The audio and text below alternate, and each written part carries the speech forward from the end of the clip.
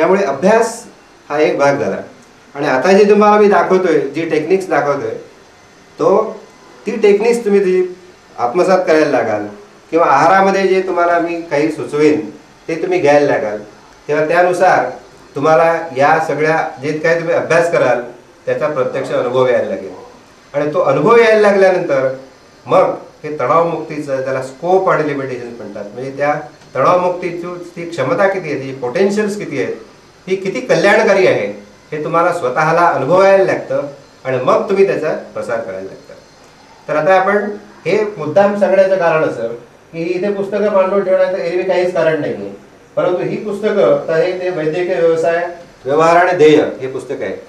तर डॉक्टरांच्या जीवनामध्ये असे अनेक प्रसंग येतात की ज्यामध्ये त्यांना तणाव येतो. तर तो तणाव येऊ नये म्हणून त्यांनी ही छोटंसं पुस्तक जरी वाचलं तरी त्यांच्या लक्षात येईल की त्यांच्या अत्यंत धडपडीच्या आणि ताणतणावाच्या व्यवसायामध्ये ते तणावमुक्ती कशी करू शकतात. त्याचप्रमाणे हिंदी भाषिकांसाठी म्हणून आपण मुद्दाम एक पुस्तक लिहिलेले, आरोग्य का राजमार्ग. आरोग्य का राजमार्ग हे जे पुस्तक आहे याच्यामध्ये सुद्धा नामस्मरणाचं महत्त्व आहे. आणि आम्ही नामस्मरण, विष्णू सहस्रनाम, भगवद्गीता, याचप्रमाणे वैचारिकदृष्ट्या माणसाला तल्लख बनवण्याच्या हेतूनं कॉन्सेप्च्युअल स्ट्रेस हे पुस्तक जसं लिहिलं आहे. त्याचप्रमाणे सहस्रनेत्र, आता हे इथे नाही आहे, पण सहस्रनेत्र हे पुस्तक जे विष्णू सहस्रनामावर आहे ते आम्ही लिहिलेलं आहे. आणि त्याचबरोबर ते सहस्रनेत्र जसं लिहिलेलं आहे तसं हे आरोग्यदीप हे पुस्तक देखील लिहिलं आहे. आरोग्यदीप याच्यामध्ये तुम्हाला वैद्यकीय क्षेत्रातली जी तुम्हाला शंका येत असतात, ज्या शंका येत असतात, जे प्रश्न पडत असतात, ज्या अडचणी येत असतात, त्यांचं निराकरण त्या पुस्तकामध्ये केलेलं आहे. तर याच्यातून तुमचं जसं नामस्मरण, विष्णू सहस्रनाम, गीतेला तुमचा आत्मा ज्याला म्हणतो, किंवा तुमचा विजन ज्याला म्हणतो, किंवा तुमचे जे अंतःकरण जे असतं त्याच्यामध्ये शुद्धी जशी व्हायला लागते, त्याचप्रमाणे या गोष्टीतून वैचारिक मॅच्युरिटी जी असते, वैचारिकदृष्ट्या तुम्ही अचूक कसे होऊ शकता, समाजातले जे वेगवेगळे प्रश्न आहेत, तुमच्या कुटुंबातले जे वेगवेगळे प्रश्न आहेत ते कसे सोडवू शकता त्याचा विचार केलेला आहे.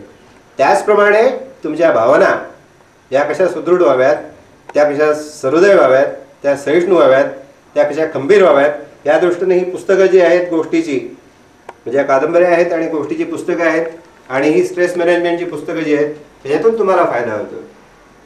थकवा घालवामध्ये तुम्हाला जे आहाराबद्दल माहिती दिलेली आहे त्याच्यातून तुम्हाला आहार, तुमचं म्हणजे तहान, भूक, कामवासना, ह्या ज्या वासना आहेत त्या वासनासुद्धा कशा समतोल पद्धतीनं आणि सहजपणानं, स्वाभाविकपणानं एकमेकांना आनंद देत उपभोगणं हे कसं शक्य होईल त्याच्या दृष्टीने त्यात मार्गदर्शन आहे.